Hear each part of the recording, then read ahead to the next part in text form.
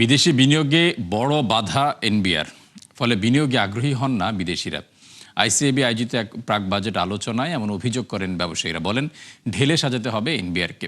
এ সময় করের টাকার সঠিক ব্যবহার জানতে সেল গঠনের প্রস্তাব দেন তারা। মইনুল হাসানের আরেকটি রিপোর্ট।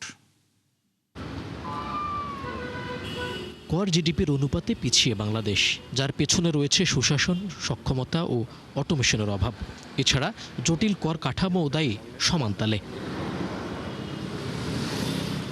আইসিএবির প্রাক বাজেট আলোচনায় বক্তারা বলেন, এজন্য দরকার জবাবদিহিতা। বলা হয়, টেকসই রাজস্ব আদায়ে গুরুত্ব দিতে হবে প্রত্যক্ষ করে। ডিজিটাল অ্যাকাউন্টিং এখন আর শুধু ব্যাক অফিস আপগ্রেড নয়, এটি সরকার এবং ব্যবসা প্রতিষ্ঠানগুলোর রাজস্ব আয়, হিসাব রাখা এবং সুশাসন প্রক্রিয়াকে অধিকতর শক্তিশালী করে।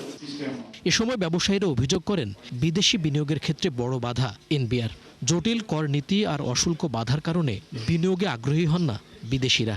এনবিআরের ৩ বিভাগ ব্যবসায়ীদের নাজেহাল করছে অভিযোগ করে দাবি জানান সংস্থাটিকে ঢেলে সাজানোর। আপনি আমার ট্যাক্সের টাকাটা নিয়ে করেন কি? আমি মনে করি ইট ইজ টাইম। আপনি যেভাবে আমাকে ধরপাকড়া করে ট্যাক্স কালেকশন করেন, আমার ট্যাক্সের টাকা আপনি কিভাবে খরচ করেন ওটার জন্য একটা সেল করা উচিত, জবাবদিহিতার জায়গা বের করা উচিত। যারা আমরা ব্যবসা করি, আমাদের কিন্তু প্রধান অন্তরায় হচ্ছে আমাদের এনবিআর। এনবিআর এর 3টা বিভাগই আমাদেরকে কিন্তু প্রতি পদে পদে বাধা দেয়, প্রতি পদে পদে আমরা নাজেহাল হচ্ছি এনবিআর এর কাছ থেকে। সংস্থার সাবেক এই সদস্য বলেন, অপসিস্টেমের শিকার রাজস্ব বোর্ড। এ সময় বিশ্বব্যাংকের 1000 কোটি টাকার প্রকল্প খতিয়ে দেখার কথাও বলেন তিনি।